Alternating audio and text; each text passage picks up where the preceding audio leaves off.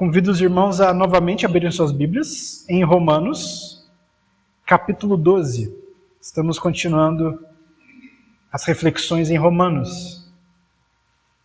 Romanos 12, 1 e 2, depois de 9 até 21. Portanto, irmãos, pelas misericórdias de Deus, peço que ofereçam o seu corpo como sacrifício vivo, santo e agradável a Deus. Este é o culto racional de vocês.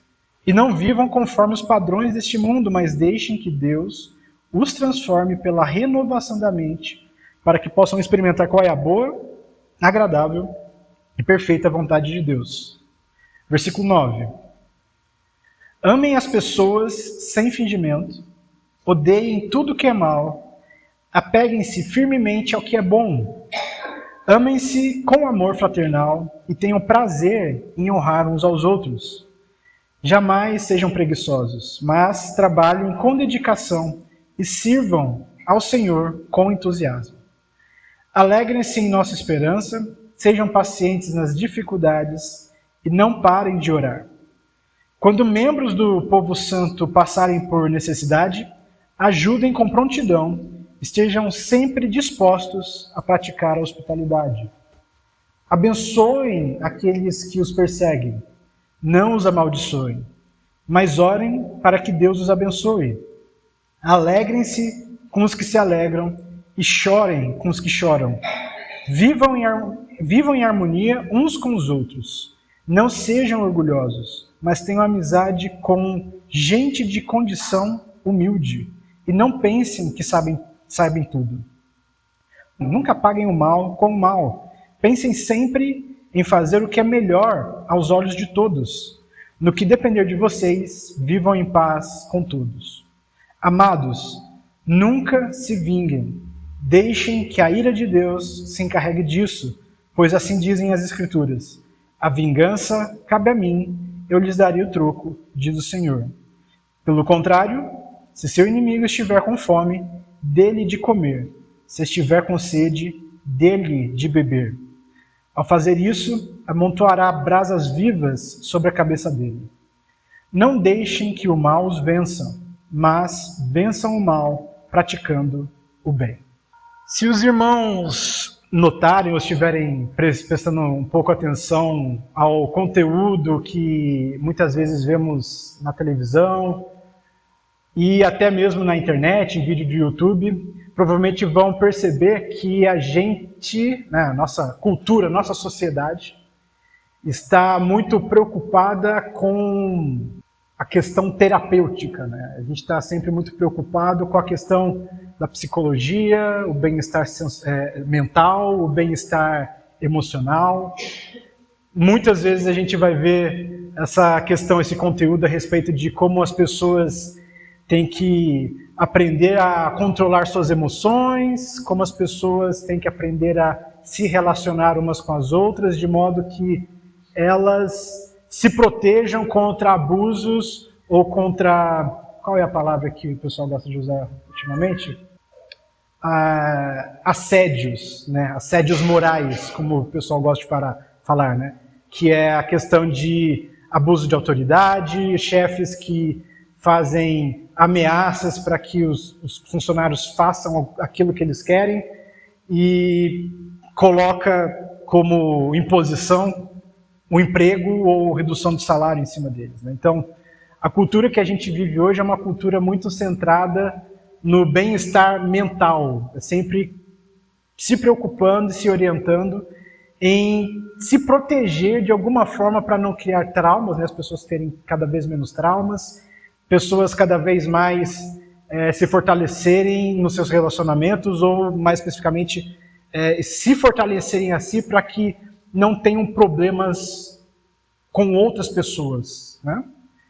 E esse é um tema tão comum hoje em dia que até eu fazendo licenciatura de filosofia, a matéria que eu vi no último mês foi uma matéria chamada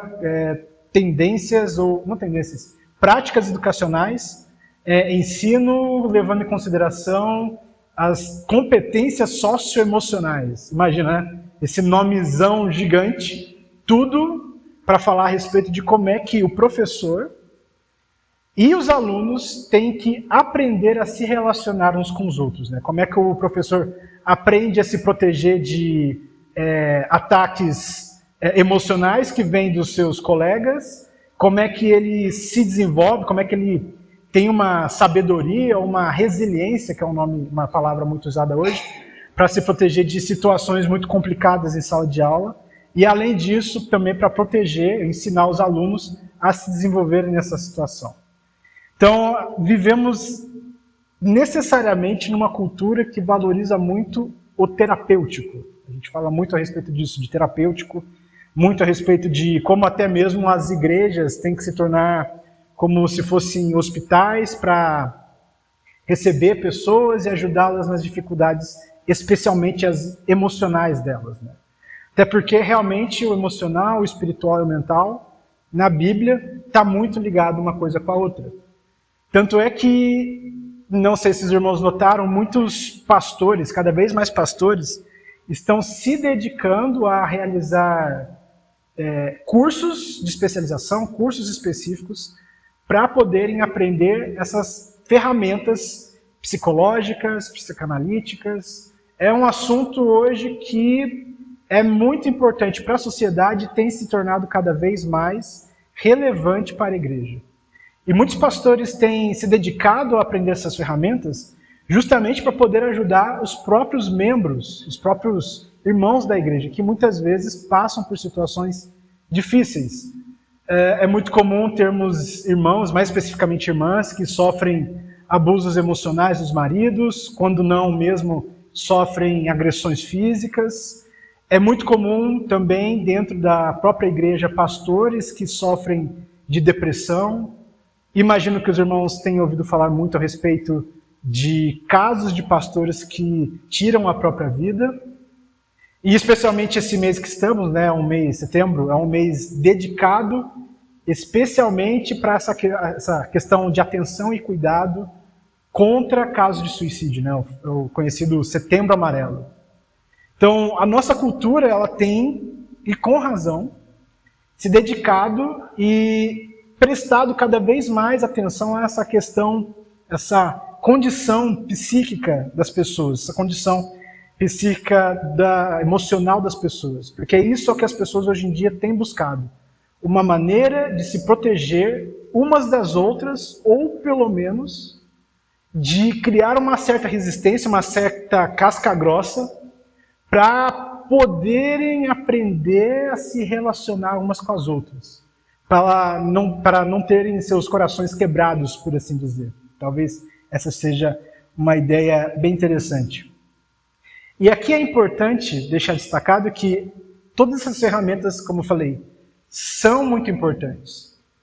O problema é que, geralmente, na própria cultura e o modo como a mídia trata esses assuntos, muitas vezes tratam de maneira superficial, quase como se fosse uma questão de autoajuda. Uma coisa muito superficial, muito rasa.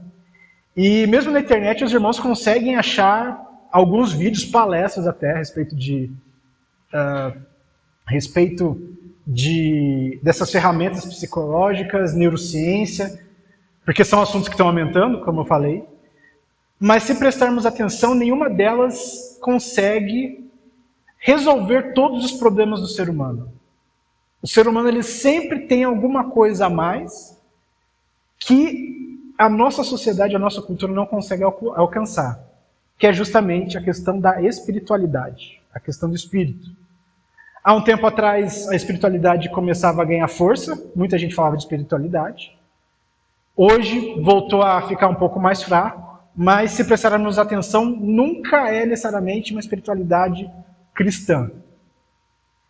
E eu trago isso porque é muito importante, isso porque eu acho muito importante, porque o que a gente leu aqui agora no texto de Romanos, esse texto, o apóstolo Paulo está tratando com a gente de uma maneira muito referente a como é que nós, como discípulos de Cristo, precisamos aprender a nos relacionar com outras pessoas. Veja, se a sociedade ela tenta ensinar a gente, através dessas ferramentas psicológicas, psicanalíticas, maneiras de alguma forma a gente se proteger, e muitas vezes essa proteção leva a gente a se desconectar das outras pessoas, se afastar delas. O que o apóstolo Paulo aqui está falando é uma coisa muito diferente. O que o apóstolo Paulo aqui, trocando em miúdos, fazendo um rapidíssimo resumo, o apóstolo Paulo está falando para a gente que nós devemos aprender a amar as pessoas nas circunstâncias delas. E como é que nós amamos? Temos maneiras específicas de amar os nossos irmãos e maneiras específicas até de amarmos os nossos inimigos. Enquanto eu estudava aqui, quando eu me preparava para essa mensagem, eu encontrei uma mensagem do pastor Hernandes Dias Lopes, que ele estava falando justamente de Romanos capítulo 12. E muito interessante, ele falou que esse capítulo 12, ele está tratando realmente de relacionamentos. E ele fala aqui de 4 tipos de relacionamentos. O primeiro relacionamento é o relacionamento nós com Deus. O segundo relacionamento é o relacionamento nós com nós mesmos. O terceiro é o relacionamento nós com os nossos irmãos ou com o próximo. E o quarto é o nosso relacionamento com os nossos inimigos. Os 2 primeiros a gente já viu nas últimas semanas aqui. O primeiro é um relacionamento que a gente tem com Deus, e esse relacionamento é transformado quando nós entendemos o que é o Evangelho, quando nós entendemos que Deus não é um senhorzinho ranzinza, sentado com uma bengala na mão, doidinho para dar uma pancada na gente quando a gente faz algo errado. Quando a gente entende o Evangelho, a gente entende que Deus é um Pai amoroso, é um Pai que se coloca no nosso lugar e que está sempre andando conosco. Alguém que se preocupa com a gente. E que, embora Ele ame o que é correto e odeie o pecado, Ele ainda assim nos ajuda a atravessar e a vencer os nossos pecados, nossas dificuldades.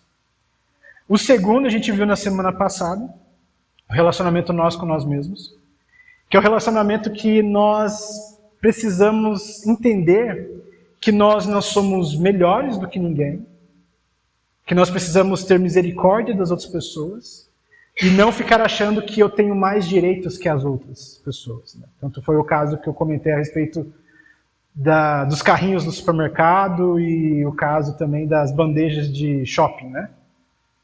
E ao mesmo tempo também é uma relação que eu não preciso me sentir diminuído ou abandonado por ninguém. Porque mesmo que eu esteja sozinho, isolado e talvez até mesmo deixado de lado, Deus morreu por mim. E quando eu tenho consciência disso, conseguimos finalmente entender que nenhum relacionamento pode trazer aquilo que Deus já deu pra gente, que é o amor dele, o reconhecimento dele, o carinho que ele tem por nós, a ponto de sacrificar um próprio filho para que nós pudéssemos nos relacionar com ele novamente. Então, o que temos aqui no capítulo 12 são justamente os 2 últimos tipos de relacionamentos que nós devemos ter. Ou os 2 tipos de relacionamento e como é que nós devemos nos relacionar a partir desses tipos de relacionamento. Aqui no capítulo 12, a partir especificamente do verso 9. Se os irmãos se atentarem ao verso 9, primeiro versículo mesmo, no caso dessa lista, no próprio verso 9, o apóstolo Paulo está nos dando 2, se a gente for contar são 3, mas 2 delas estão relacionadas, então a gente tem 2 maneiras que a gente tem que tomar como base para que a gente possa viver de maneira saudável os nossos relacionamentos. E quais seriam elas? A primeira coisa é que nós precisamos amar de maneira sincera. Nessa pregação mesmo do pastor Hernandes Dias Lopes, ele estava explicando o que significava sincero, né? A palavra sincero. Ele estava falando que vem do latim, que na época, se não me engano, dos romanos mesmo, existia a prática de venda de vasos, né? Era uma coisa muito comum, vendia-se vasos. E quando alguns desses vasos eles quebravam, os oleiros algumas vezes eles juntavam esse vaso e passavam como se fosse uma resina, uma cera nesses vasos. E colocavam para vender de novo como se nada tivesse acontecido, como se fosse um vaso perfeito. O problema é que esse vaso, ele estava com várias rachaduras, vários trincados por dentro daquela maquiagem que o oleiro colocou. Então, quando temos um amor sincero, o que quer dizer? É um amor que não está escondendo as próprias rachaduras, não está escondendo as próprias fragilidades, não está escondendo aqueles sentimentos que nós carregamos no fundo do nosso coração. Nesse caso, sentimentos negativos. Por quê? Porque quando alguém chegava nesse oleiro lá antigamente e pedia pro cara, ó, eu quero comprar um vaso seu sem cera, ou seja, sincero, sem cera. O que isso quer dizer? Ele queria um vaso inteiro, íntegro, sem nenhuma rachadura escondida. Da mesma forma, quando nós nos relacionamos com as outras pessoas, nós precisamos ter amor sincero, no sentido de nós não falamos que amamos a outra pessoa, quando na verdade nós estamos carregando profundas mágoas contra ela. Não sei se os irmãos já tiveram contato com algumas pessoas que vêm sempre abraçando a gente, dizendo, nossa, irmão, eu te amo, você é ótimo, uma grande pessoa, eu adoro você. Não, esse cara aqui é show de bola. Mas por dentro, ou algumas vezes a gente escuta aquela pessoa falando mal depois, a gente percebe que algumas vezes a pessoa tem alguma coisa contra aquele que ele elogiou até agora, ou que enaltece tanto. Isso é um amor fingido. Esse é um amor com cera, vamos dizer assim. É um amor que no fundo é totalmente diferente daquilo que está sendo mostrado por fora. Então, o amor que o apóstolo Paulo está falando para a gente é um amor que precisa ser igual àquele que nós carregamos por dentro. E amor, e não um tipo de rusga, um tipo de mágoa. E o segundo ponto é que o apóstolo Paulo fala para a gente que nós devemos amar o bem e odiar o mal. E o que ele quer dizer com isso, amar o bem e odiar o mal? Muitas vezes em nossos relacionamentos, provavelmente os irmãos já se depararam com situações que os nossos, mais especificamente, familiares, os nossos familiares, ou pessoas que amamos de maneira geral, elas acabam, algumas vezes, cometendo pecados, entrando em situações de vida muito complicadas, muito difíceis, e que nós sabemos que estão erradas ou são pecaminosas. E muitas vezes a gente prefere não alertá-las desse perigo, desse erro que elas estão cometendo, desse erro que elas estão vivendo. E por que a gente não faz isso? Muitas vezes não fazemos isso porque nós amamos mais o amor que elas têm por nós, do que amamos aquela pessoa. Pode parecer estranho, isso que eu falei agora, porque geralmente a gente, quando trata com familiares, a gente entende, não, eu amo ele, muito como a mãe amar o filho, e por amar o filho, não alerta, não fala dos perigos que aquela criança, adolescente ou jovem está correndo com as atitudes de vida dela. Mas a verdade, quando nós não dizemos o pecado, o perigo que aquelas pessoas estão passando, isso não tem tanto a ver com ela em si, tem mais a ver com o sentimento que nós queremos receber dela. Ou seja, a gente está muito mais preocupado em ser amado, em se sentir amado. Nós temos dificuldade de confrontar as pessoas nos erros delas, ou, às vezes, colocar em panos limpos um relacionamento por causa de orgulho. por causa do sentimento que a gente quer receber daquela pessoa, continuar recebendo daquela pessoa. A gente não quer perder aquele amor que a gente recebe dela, e por isso eu falei, não, deixa quieto, deixa pra lá. Eu prefiro ser amado do que alertar aquela pessoa. E é por isso que o apóstolo Paulo está falando aqui. A gente precisa aprender a amar o bem e odiar o mal. Precisamos separar o pecado do pecador. Precisamos, por amar aquela pessoa que temos tanto carinho e afeição, alertá-las do erro que elas estão cometendo, dos perigos que elas estão correndo, da dificuldade que elas estão correndo, justamente para preservar a vida dela ao longo prazo. Mesmo que isso signifique nós termos um relacionamento rompido por um curto período de tempo. E de maneira, do outro lado da moeda, quando nós nos preocupamos de verdade com uma pessoa, quando nós separamos o pecador do pecado, a gente também deixa de olhar para o pecador como alguém menor, como alguém sem cuidado, sem valor. É muito comum quando a gente mistura as duas coisas, né? Ah, tal pessoa está em tal pecado, está cometendo tal pecado. A gente acaba achando que aquela pessoa não merece muito cuidado, não merece um relacionamento, não merece a nossa aproximação para ajudar aquela pessoa a sair da situação que ela está. E por isso a gente se descola e prefere apontar o dedo e condenar. Ou seja, nós não amamos o pecador. Nós simplesmente, aliás, nós odiamos o pecador junto com o pecado. Quando na verdade nós deveríamos estar apenas odiando o pecado.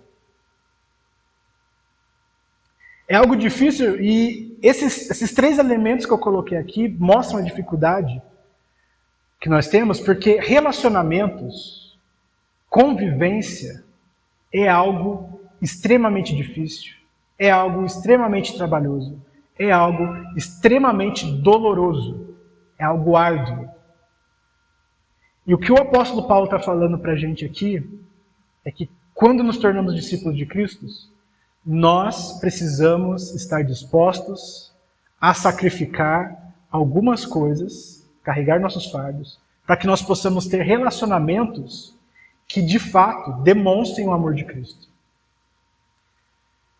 Tem um... Não, vou deixar para o final, isso eu falo para o final. Então, depois que a gente entende que o pecador e o pecado são duas coisas diferentes, aí sim nós podemos começar a entender o que é amar o próximo. Então, se a gente vai lá ali a partir do verso 10, a partir do verso 10 o apóstolo Paulo está falando como é que nós devemos amar uns aos outros. Que tipo de atitudes o discípulo de Cristo tem com relação às outras pessoas. Então a primeira aqui é amor fiel. Então tá aqui, na minha versão está amem-se com amor fraternal. Ou seja, amem-se como família. Isso é uma coisa que eu já falei e é o que eu gosto sempre de falar. A comunidade de Cristo, uma igreja, ela tem que se amar como cada pessoa ama os membros da sua família. Nós muitas vezes sabemos que alguns parentes nossos têm alguns problemas, algumas dificuldades, algumas coisas.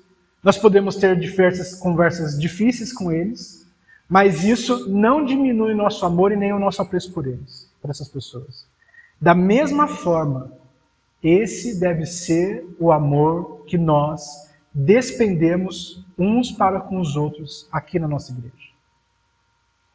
Então, nós temos aqui é como se aqui fosse uma família estendida. Então, aqui nós temos outros irmãos, literalmente irmãos. Nós temos outras mães, nós temos outros avós, outros tios, outros primos, outros sobrinhos, outros filhos. E esse é o amor que nós devemos ter uns para com os outros aqui nessa comunidade. Um amor sincero, tal qual o amor sincero de uma família. Número 2 aí, a partir do verso 11. Não, no 10 ainda. Um amor honrado. E o que significa um amor honrado? Um amor honrado É um amor que trata algo ou alguém como valoroso ou precioso. A gente dá mais valor àquela pessoa do que a nós mesmos. A gente trata aquela pessoa com valor, com amor. Aquela pessoa é mais importante do que eu e por isso vou tratá-la de maneira digna, dessa maneira. Aí nos versículos 11 e 12 a gente tem o amor paciente. Então o que está dizendo aí? Jamais sejam preguiçosos, mas trabalhem com dedicação e sirvam ao Senhor com entusiasmo. Alegrem-se em nossa esperança. Sejam pacientes nas dificuldades, não parem de orar. Ou seja, devemos aprender a perdoar uns aos outros, carregar fardos uns dos outros, sempre em espírito de oração. Não termos indisposição para ajudar uns aos outros, não termos indisposição para cultuarmos a Deus juntos e nem para realizar projetos da igreja para o avanço do reino de Deus, especialmente para o avanço do reino de Deus. Devemos sempre estar dispostos a trabalharmos juntos e estarmos juntos com uma grande família. Aí no número 4 e última parte de como devemos amar os nossos irmãos, temos aí a partir do verso 14. Abençoem aqueles que os perseguem, não os amaldiçoem, mas orem para que Deus os abençoe. Alegrem-se com os que se alegram e chorem com os que choram. Vivam em harmonia uns com os outros. Não sejam orgulhosos, mas tenham amizade com gente de condição humilde e não pensem que sabem de tudo. Ou seja, façam o que for possível para ajudar o próximo, mesmo que seja apenas uma única oração naquele momento de aflição daquela pessoa.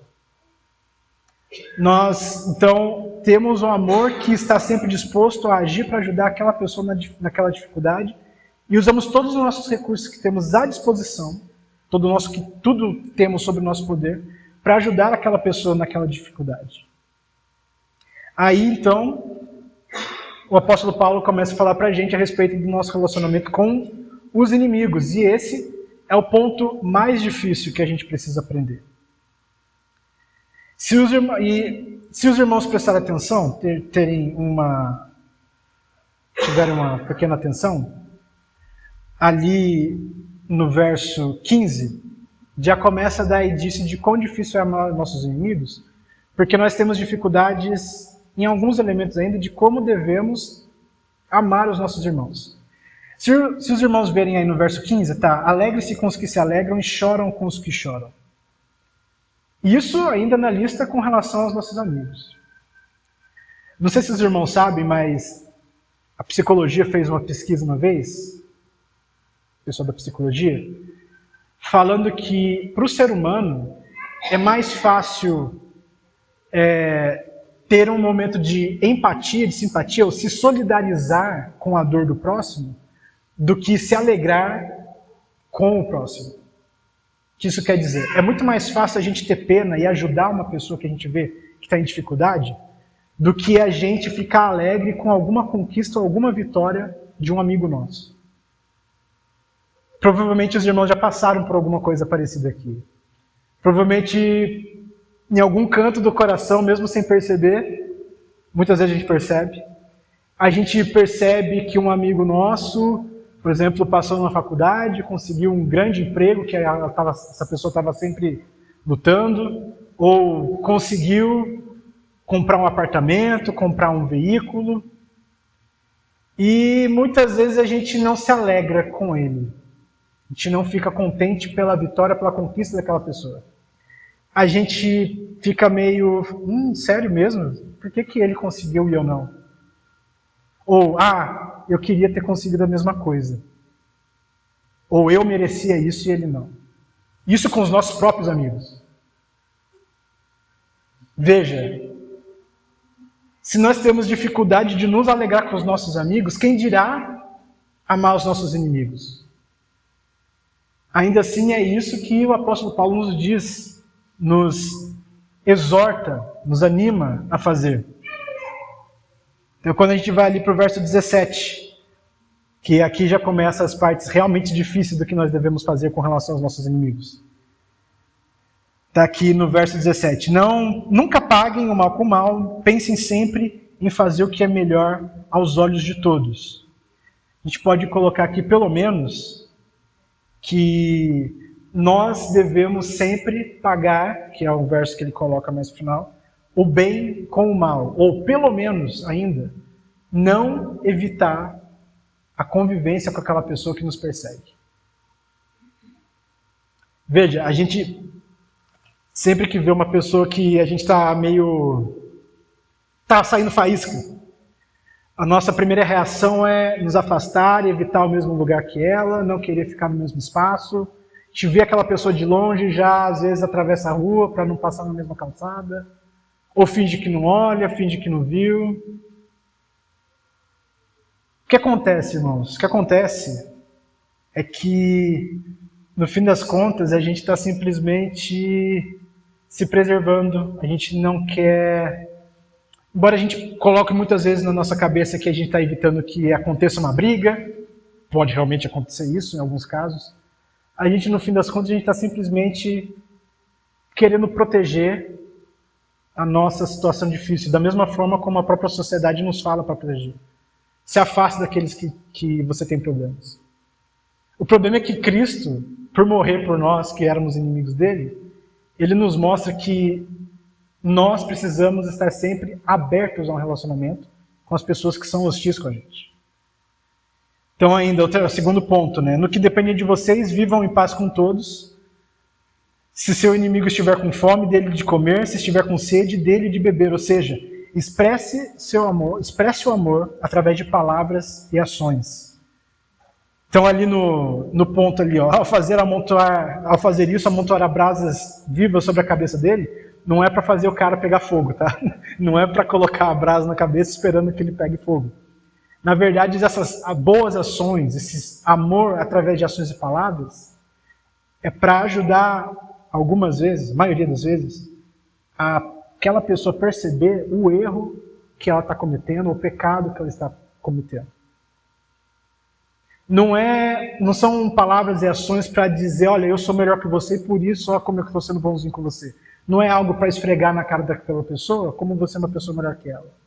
Essas ações, quando são sinceras, são ações que constrangem a pessoa, no sentido de fazê-las perceber o quanto talvez erradas elas estão.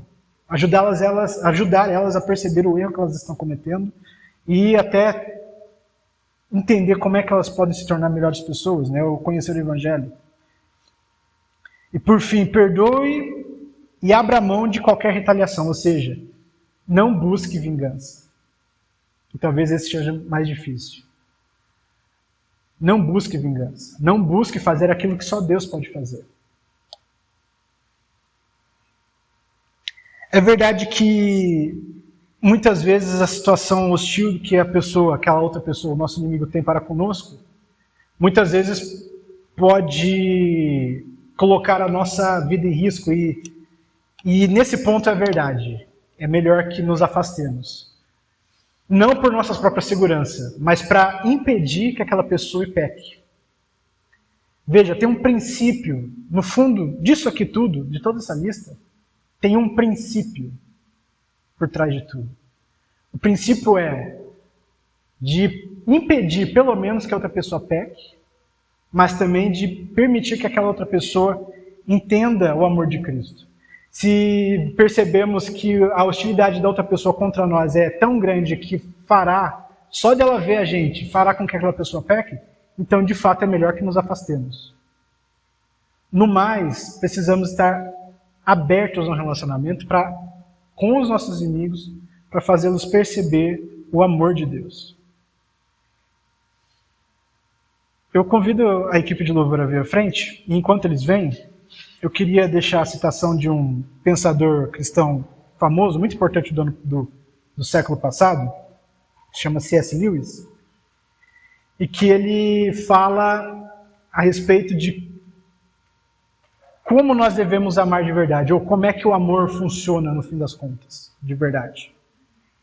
E essa citação vai justamente contra aquilo que a gente aprende na sociedade, que nós devemos sempre tomar cuidado e nos isolar das outras pessoas. Então, o C.S. Lewis diz o seguinte: ame qualquer coisa e certamente o seu coração vai doer e talvez se partir. Se quiser ter a certeza de mantê-lo intacto, Você não deve entregá-lo a ninguém, nem mesmo a um animal. Envolva-o cuidadosamente em seus hobbies e pequenos luxos. Evite qualquer envolvimento. Guarde-o na segurança do esquife do seu egoísmo. Mas nesse esquife, seguro, sem movimento, sem ar, ele vai mudar. Ele não vai se partir. Vai tornar-se indestrutível, impenetrável, irredimível. A alternativa a uma tragédia, ou pelo menos ao risco de uma tragédia, é a condenação. O único lugar além do céu onde se pode estar perfeitamente a salvo de todos os riscos e perturbações do amor é o inferno. O que ele está nos dizendo aqui, que relacionamentos trazem consigo corações quebrados. Como eu falei, relacionamentos são difíceis, relacionamentos são complicados, são áridos muitas vezes, nos entristecem, nos chateiam, nos quebram.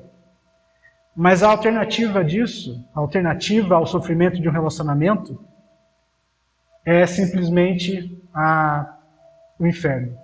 É simplesmente a condenação.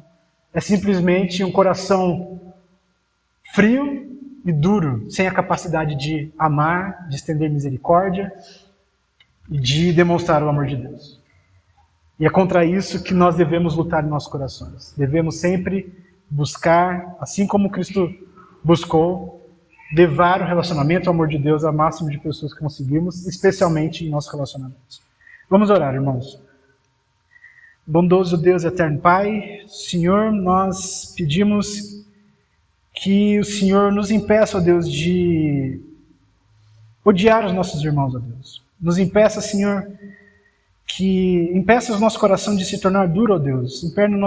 Impeça o nosso coração de se tornar redimível, frio, impenetrável, ó Deus. Penetra o nosso coração, Senhor, com o seu Santo Espírito, para que possamos demonstrar o seu amor, sentir o seu amor e demonstrar o seu amor. Muitas vezes nós nos esquecemos que o inverso do amor, o contrário do amor, é não apenas o ódio, aliás, não é nem mesmo o ódio, mas a indiferença para com o próximo, Deus. Ajuda-nos, Senhor, a não sermos indiferentes com os nossos próximos. Ajuda-nos, Senhor, a termos conversas difíceis que muitas vezes precisamos para restabelecer a saúde de nossos relacionamentos, ó Deus. Ajuda-nos, Senhor, a buscarmos relacionamentos, apesar de relacionamentos sinceros, apesar de nossa dificuldade, de nossa tendência a nos esquivarmos e a fugir deles, ó Deus. Pedimos, Senhor, tudo isso em nome de Jesus, nome pelo qual oramos e agradecemos. Amém.